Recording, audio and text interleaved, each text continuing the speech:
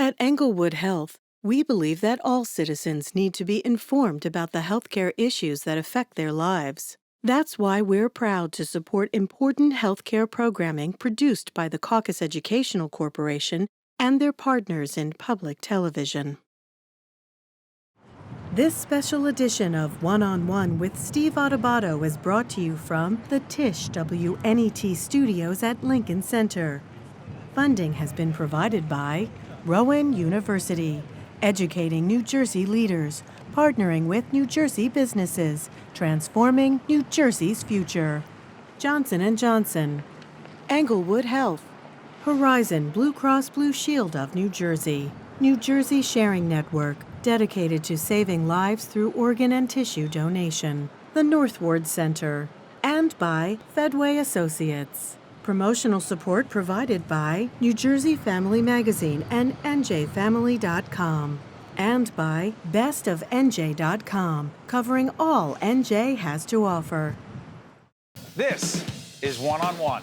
I'm an equal American just like you are. The jobs of tomorrow are not the jobs of yesterday. Look at this. You got this? Here it is, man. Look at that. Life without dance is boring. I don't care how good you are or how good you think you are, there is always something to learn. Do you enjoy talking politics? No. People call me because they feel nobody's paying attention. Our culture, I don't think, has ever been tested the way it's being tested right now. Such a good question. High five.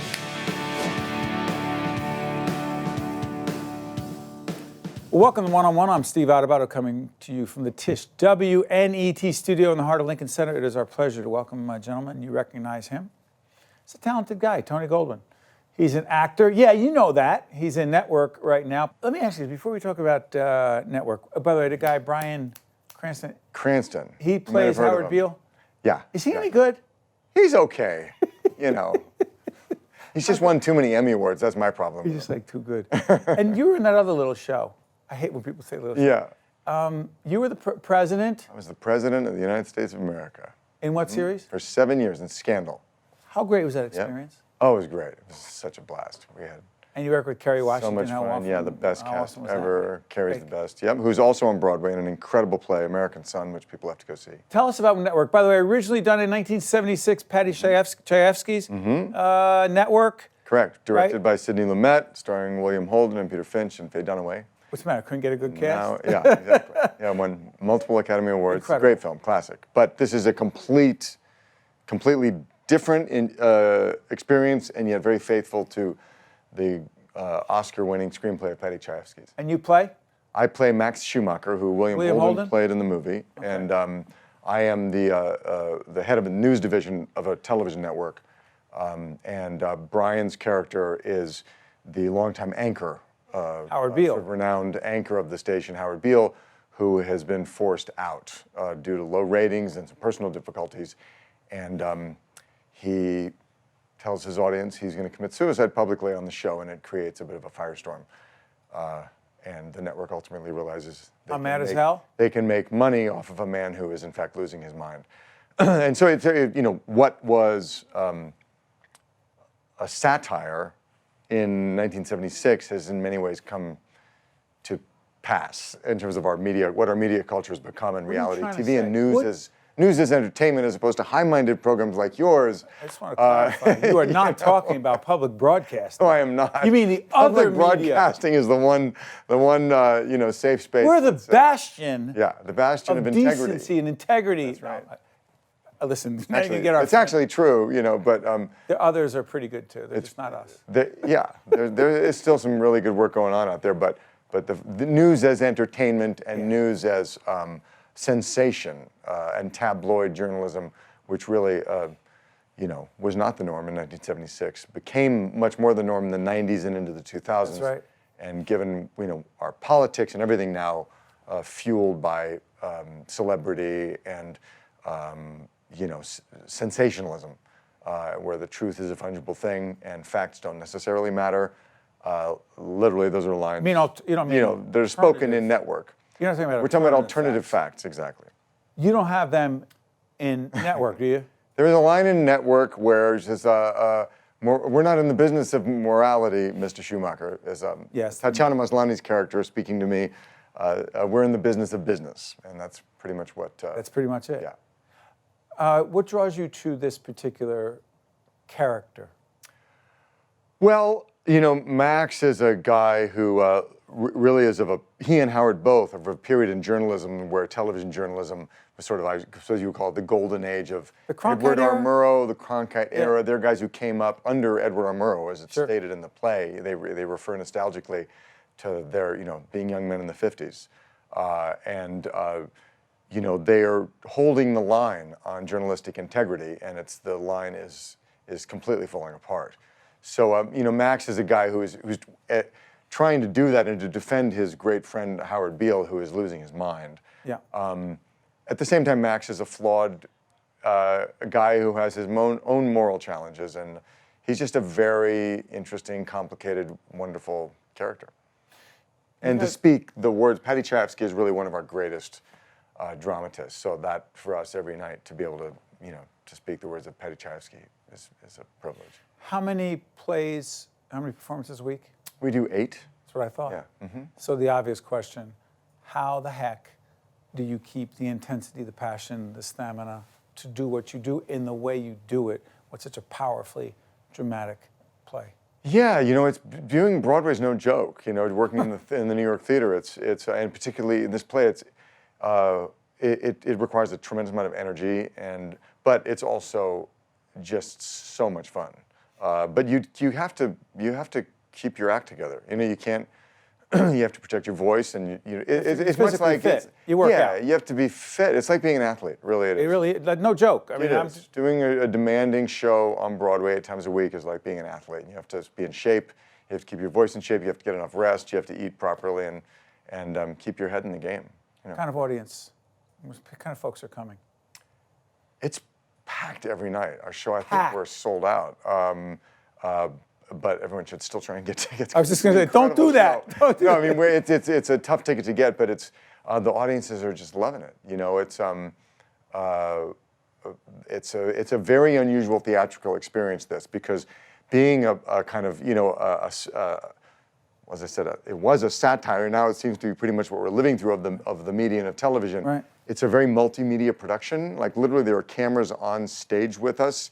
And we are projected on multiple screens throughout the theater, throughout the whole time. We do one scene literally live on the street. Tatiana and I go out and do a scene walking on 44th Street, and then we walk right on stage from that. Get out of here. There's a lot of really cool stuff. Hold on, Georgette, is Bill in this, your husband? And Bill Timoney. Bill Timoney plays? Yeah. Plays our news director, who's fabulous. That's a talented guy. He is, for sure. Isn't it? It's so interesting how you come together and the ensemble, you collaborate.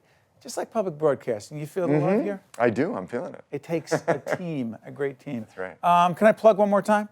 Tell folks again where they can see Network Tony Goldwyn and a great Belasco Theater, 111 West 44th Street. It's, listen, Paddy Chayefsky, a great movie back in '76, a terrific play now. I want to thank you for joining us. All right, great. Wish you all the best. Thanks. Good luck. Appreciate it. Okay, stay there. We're right back right after. Stay there. Where's he going to go? He's not going anywhere. We'll be right back right after this. To watch more One-on-One with Steve Adubato, find us online and follow us on social media. I'm a resident of Lower Manhattan, about a mile from Ground Zero, and I actually watched the towers collapse. You could not see. The fires were burning. It was pure chaos. It's like the gates of hell just opened up. There was a tremendous amount of toxins in that environment. You know, one toxin over time will give you cancer, but 2,500 different chemicals mixed together, we were lab rats. And the way that these toxins act is they don't act necessarily immediately. I had a lot of friends of mine were getting sick, and we weren't really being taken care of, and we weren't really being taken serious. Kenny Speck, my friend, says to me, "Hey, Ray, you got to check this guy out, John Feal." What is it that you need from us? What can we do? John Feal was introduced to us early on, and it was really one of the high points for me in my medical career. You know, a lot of people call me a first responder, too, but I wound up correcting them. I responded to 9/11, but 9/17 is the day I got hurt. All the benefits that I paid into, why am I having to fight for workman's comp? Meanwhile, I'm losing everything. But the whole process started. I started helping others. And then, you know, one thing led to another. Like, well, start a foundation. And I was like, what? How do you spell foundation, you know? We were watching with horror as the Congress was about to go on a holiday break and not deal with this Health and Compensation Act, called as the Droga Bill. And so we reached out to John to try and get him on the show because we'd heard about his lobbying efforts.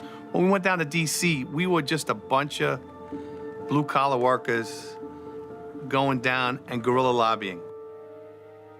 You know, this is a government-run agency, this bill. The healthcare and the compensation. And like any government-run agency, people fall through the cracks. So those people still need our help. So much work to be done. Two guys right here doing it. John Feal, you saw him in that video, founder, president, chairman, Feal Good Foundation, and Richard Allais, former FDNY Deputy Chief. Gentlemen, thank you. Thank you for having me. Thank you. People watch. It's, as we're doing this program at the end of 2018, we're getting further away from September 11, 2001. What do you want people to take away from that other than being emotionally moved? That's not enough, is it? Oh, I almost cried watching that. But for the rest of us, that's not enough. Well, you know, 9/11 is the longest day in the history of days. It's not over for us. It's still killing. It's still taking Richie's friends and my friends, and we see so much pain and suffering on a daily basis that this day will not end for us. It might be 18 years for the general population, but 9/11 is still happening. And by the way, you referred to your injury here. Let's let folks know what that injury was on the 17th. Well, my injury pales in comparison to those who were deathly ill. Roughly 8,000 pounds of steel crushed my left foot, and I spent 11 weeks in the hospital with gangrene. I almost died. But again, I'm lucky. I'm blessed. I've been blessed to be healthy enough now to donate a kidney to a complete stranger. But again, Richie and I, we see so much. So we lost 36 9/11 responders since September 1st of this year. And 36 since just in 2008? I keep track of a calendar year from September to September, and we're at 36 people.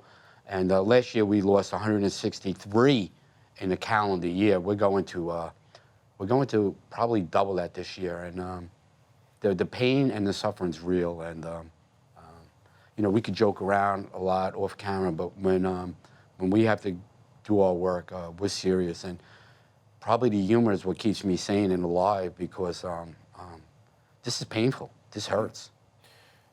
So the compensation fund that we're talking about, what is the compensation fund? When is it scheduled to quote unquote run out? And what does everyone need to know right now if they really want to make a difference and not just feel emotionally moved, which is okay, but not nearly enough? Fortunately, in my post-fire department career, I got to working for Barrish and McGarry Law Office, which we represent the 9/11 community. And anyone that's been injured or made sick by the toxins of 9/11 is entitled to two things. One, to enroll in a World Trade Center health program, nationwide health program for first responders and survivors. It also created the Victims' Compensation Fund. Now, the health program was made permanent in 2015. The Victims' Compensation Fund was extended for another 5 years. It will expire on December 20th of 2020. So the clock is ticking. Who needs to act, and where's the money going to come from?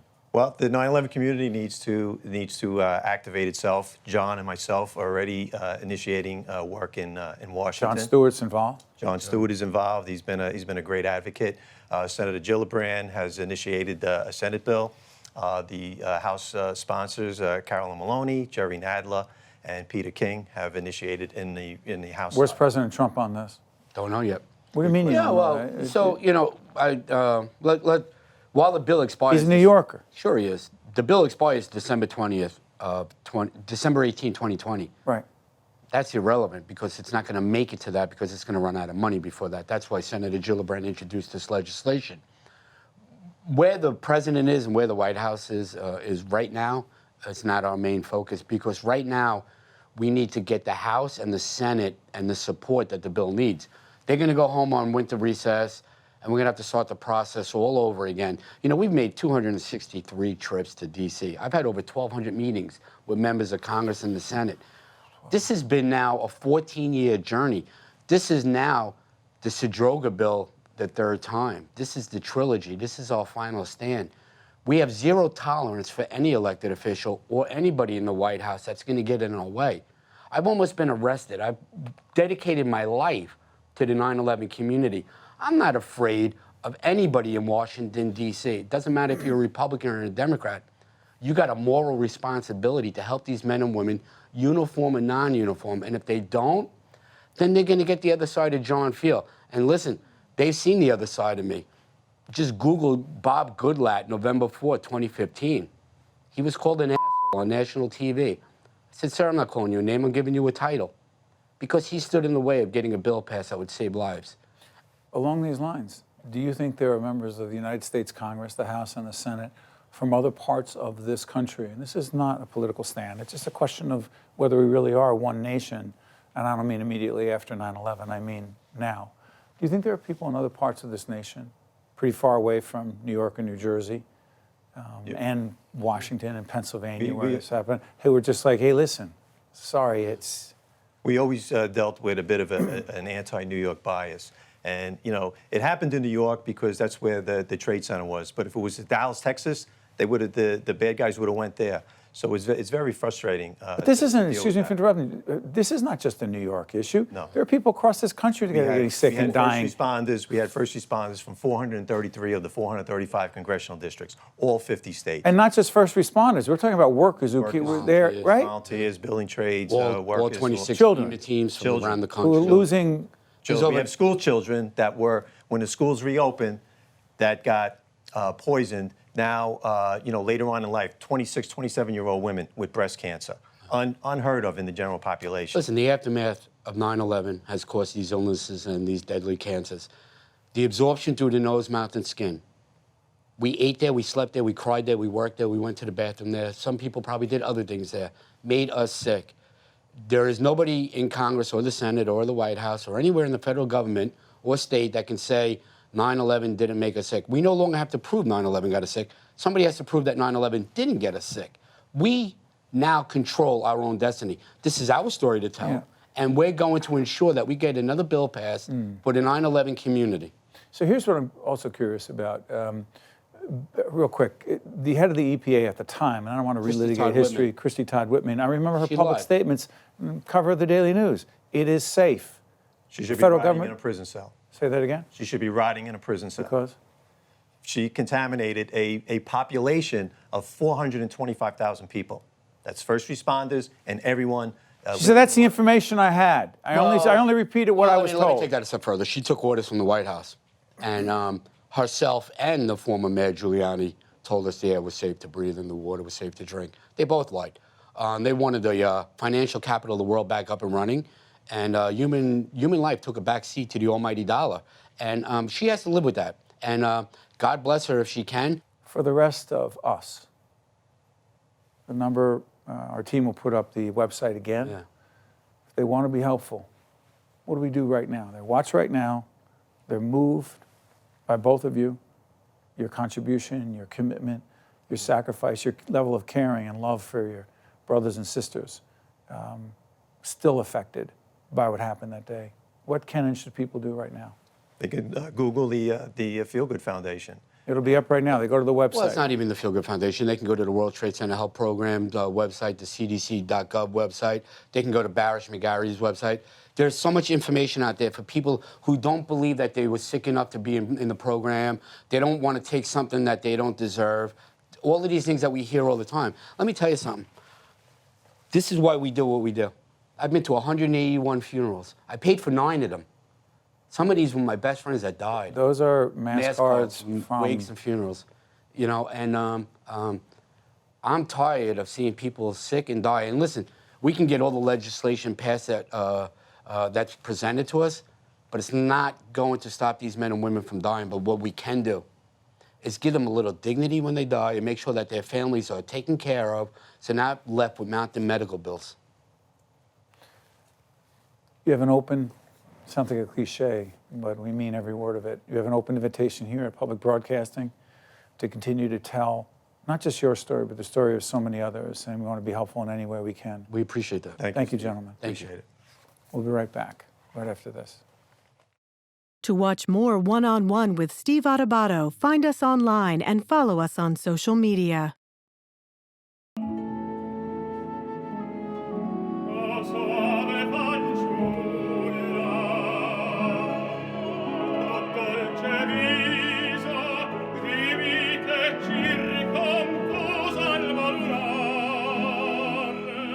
Damn, you can sing. That is Michael Fabiano, who is an operatic tenor, a philanthropist. We'll talk about that in just a bit. Born and raised where? Well, born in New Jersey. I was actually born in Montclair, New Jersey. My hometown. Well, no, I'm born in Newark and moved up to Montclair. You are from Montclair originally? Yeah, originally Montclair, Verona, Cedar Grove, all that area. When did you start Hoboken. singing? I started singing when I was, it's tough to say. I was sang as a kid, but really when I was in college, it started. So when you're a kid, I always say this to people on the air, my mother was playing Vivaldi 24/7 in our house, right? How about you? Opera? It wasn't opera in our house, but both of my parents studied music, so we had Dvorak playing, Beethoven on, a lot of that stuff. And then my mother was a musical theater girl, so she had a lot of the Roger and Hammerstein stuff playing on cassette tapes when that was still existed back then. It was always in the docket, but never was in my head that it was going to be my career. So interesting. So talk to us about what we were just seeing, La Boheme, for those who don't appreciate or understand. Well, La Boheme, I mean, I'm doing it right now at the Metropolitan Opera. There are 3 more performances in this run. La Boheme is, for me, probably the greatest opera ever written because it is truly about the human element of life and death. What it's like when 2 people meet, that cataclysmic, that magnificent moment of meeting someone and finding love immediately, and the opposite boomerang effect of what it's like to witness death before your eyes and how that feels. And what I do as an artist on stage is, even though obviously Mimi is not dying in real life, I try to tap into emotion of someone in my life that has died and where I've gone to get close to that, so I can bring that element into the performance, and so I can bring the rest of the public with me. By the way, we should give a shout out to your Uncle Joe, who's a good friend of ours back in New Jersey. I call it Down Neck, but it's really the Ironbound section of Newark, New Jersey. He runs a great nonprofit there, Joe Delafave. Yeah. He's a good man. He's a great guy. Music in your family. It's interesting how you're talking about that. Your first opportunity to perform in public in front of an audience was? In front of an audience was in high school when I sang "Oh Holy Night." I was in Catholic high school, so that's same here. All boys. Yeah. Well, ours wasn't. Ours was in everyone, and we all didn't. Even, there was not even a dress code in our school. It was a really liberal. You sure it was Catholic? It was Catholic. I'm sorry. It was basically Catholic light. I got it. But no, it was at Mass, and I sang "Oh Holy Night," and then people said, "You have a great voice." There it is. And then it just went from there. Talk about ArtSmart, is it? Yeah. Talk about the website will be up. Talk about it. I run an organization, I co-founded an organization called ArtSmart that provides free weekly one-on-one voice lessons to children in underserved communities across the United States. And it started in the Ironbound. It started at Eastside High School. Eastside High. And which is also, incidentally, where my grandmother graduated from. But that's where we started the program, and it's expanded. Now we provide over 10,000 free music lessons to children across the country. Next year, it's going to be about 4 times as big as that. Why do you do that? Multiple reasons. Number one, we want to prove, and we are proving, that there's a causal relationship between music education and success in the classroom and graduation rates. And we've seen that kids that operate during the school day with a music lesson. See, the point of our program is we don't operate as an extracurricular activity. We function during the school day. When a kid is taken out of class, whatever it is, social studies, English, math, and they go to their music lesson, and then they come back, they're more excited to get back and do their studies. So over the course of the year, their attrition, the amount of time that they show up to school, their attendance, improves dramatically. And so over 3 years, we've seen kids that had not come to school 20, 30, 40 times a year, now come to school 100% of the year because they know they're going to get their lesson every single week. Now, that's not the only reason why we do it. We also really feel it's important to create a generation of citizen musicians and I would say soldiers in culture that really care about the arts. And that's what ArtSmart is about. So we're building people that are our next generation of art connoisseurs and potentially great artists. So passion for you. Oh yeah, but this is my job. This is not a passion. This is my job. I don't. It's your mission. No, it's my job. I believe that as an opera singer, as what I do with ArtSmart, is service. As what I do on the stage at the Metropolitan Opera, for instance, I derive joy from the fact that I know 4,000 people every night are getting joy from witnessing a great performance. Music and art is the most democratic form of discourse that there is because we are showcasing topics in La Boheme, La Traviata that harken political ideals. And so when we put them to music and people leave the forum of the theater, they talk about it and they go home. You're making a difference, and I want to thank you for joining us. Michael Fabiano, who's not just a wonderful, talented operatic tenor, but a wonderful philanthropist as well. Thank you so much. Thank you. Well done. Appreciate it. Stay right Thank you there. very much. We'll check you out next time, one-on-one from the Tisch WNET studio here in Lincoln Center. One-on-One with Steve Adubato has been a production of the Caucus Educational Corporation, celebrating over 25 years of broadcast excellence. This special edition of One-on-One with Steve Adubato is brought to you from the Tisch WNET studios at Lincoln Center. Funding has been provided by Rowan University, Johnson & Johnson, Englewood Health, Horizon Blue Cross Blue Shield of New Jersey, New Jersey Sharing Network, the Northward Center, and by Fedway Associates. Transportation provided by Airbrook Limousine, serving the metropolitan New York, New Jersey area.